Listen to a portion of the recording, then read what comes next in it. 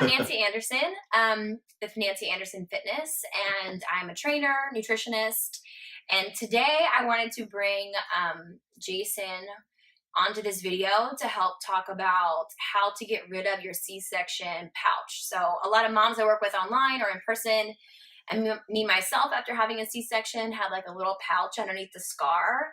And a lot of people think that just will never go away. You'll never get back to your pre-pregnancy body. And although, yes, it might not ever be perfect, brand new the way it was, there are a lot of things that you can do fascia-wise to kind of flatten it out and to get rid of that pouch.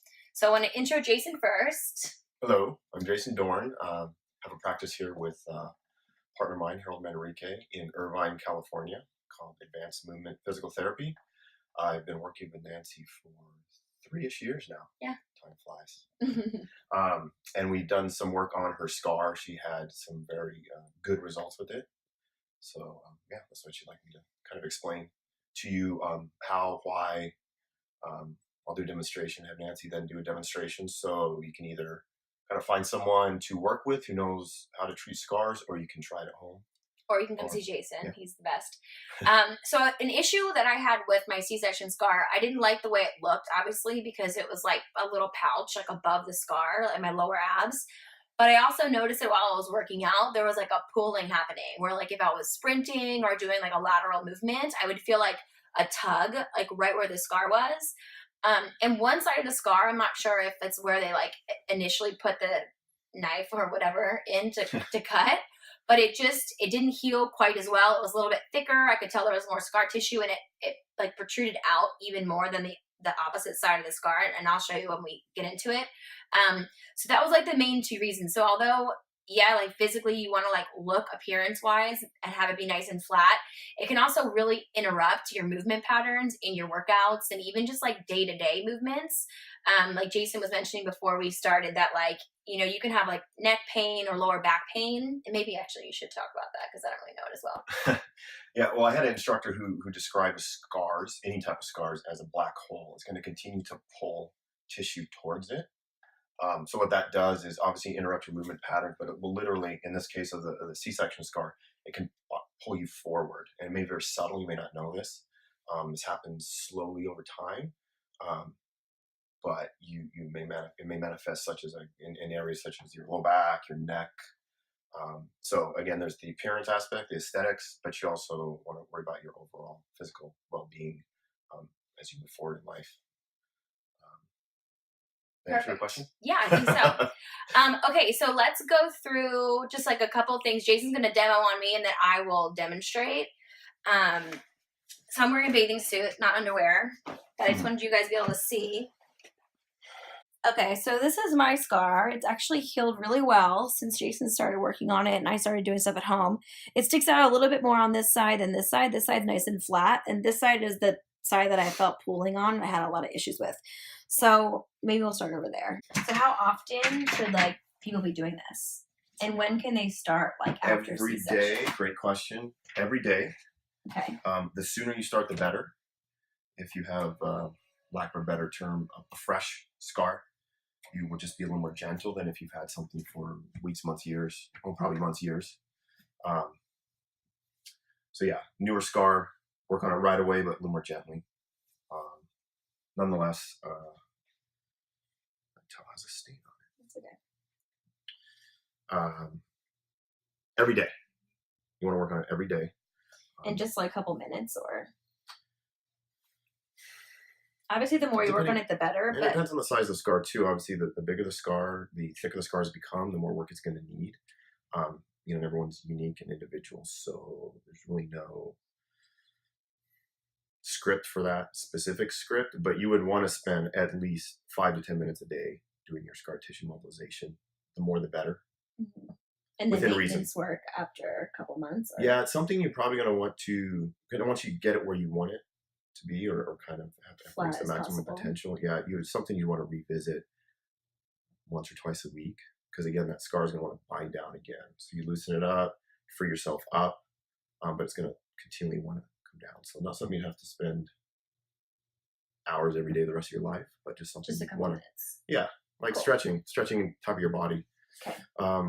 Okay, so I put the towel here just because I don't want to get my cream on her bathing suit. I have some oil in it, so it can kind of stain. So you don't have to do this at home, of course. Okay, so you just use basically any lotion that has a good like lubricant. Yeah, obviously watch for parabens, of course. Yes. Coconut works okay. I find coconut a little sticky for myself, but if you have some at home you want to try, go ahead. Yeah, just look for something with oil in it. Perfect. Petroleum oil-based cream would work. And real quick, you wanted me to kind of explain why you get the scar. Scarring is a body's natural healing reaction to trauma. In this case, it's a controlled trauma, but you basically have a scalpel slicing through your skin. So the body does is it tries to close that up as fast as possible, make it as strong as possible. But as it does that, it kind of lays down the collagen. The tissue is haphazardly formed. So what we do is we use our hands to kind of untangle that a bit, free it up. So freeing up your movement, and then allowing a fluid transfer to happen easier. That's where the pooling comes from. Fluid can't really move in and out of this area as well as it should. So the blood kind of goes in after you break it up and like takes away all like the free radicals, or yeah, you should have a blood flow out. Always in and out, right? For healing purposes, bringing just oxygen to the area, just normal blood flow, but it can pool because it's bound down there. Right. Okay. So we'll start with the demonstration. Get some cream on here. So with any tissue mobilizations, I use a compression tension technique. So basically, I will create a compression. So I'm pressing down a little bit.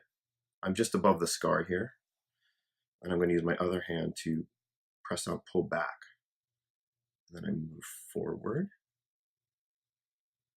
I like to move nice and slow. See, I can feel there's a thickness there. This is probably going to be a bit uncomfortable. Nothing like labor, though. Don't worry. Okay.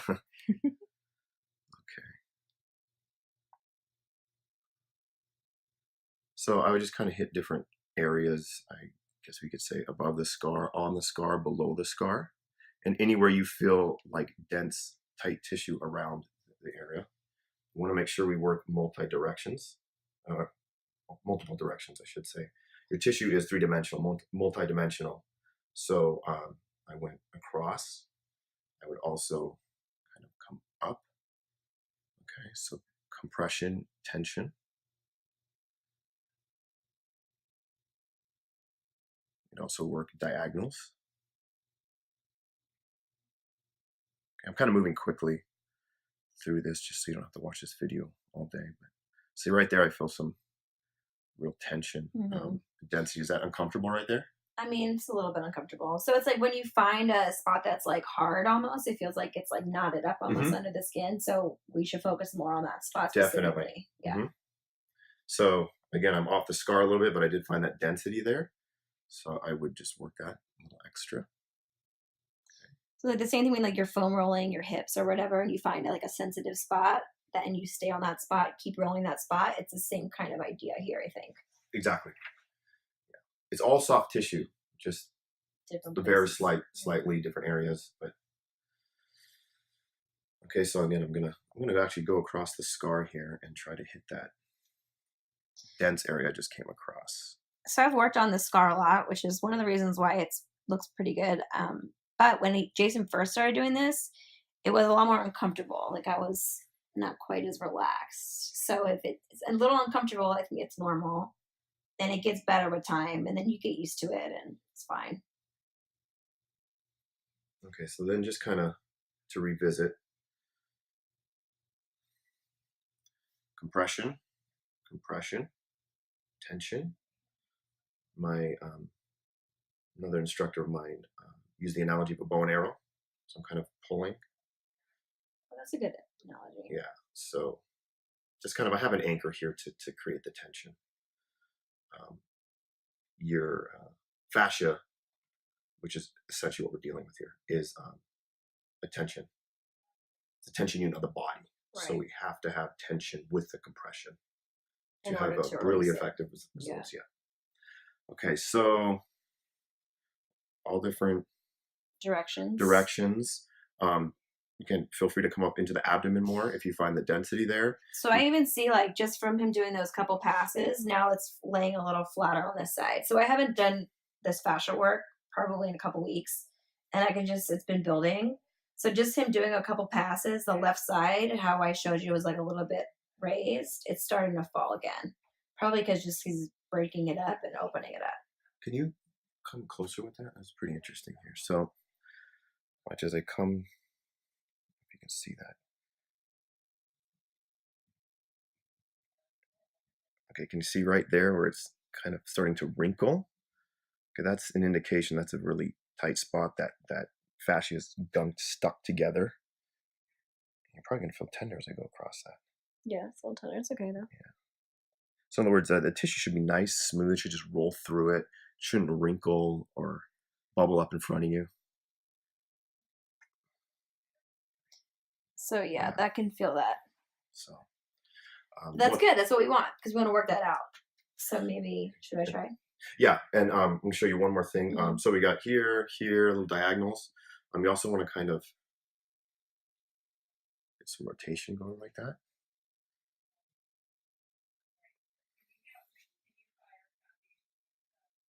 This I would do more right on the scar, because again, your tissue's three-dimensional, so we want to get all planes of motion, including a rotational.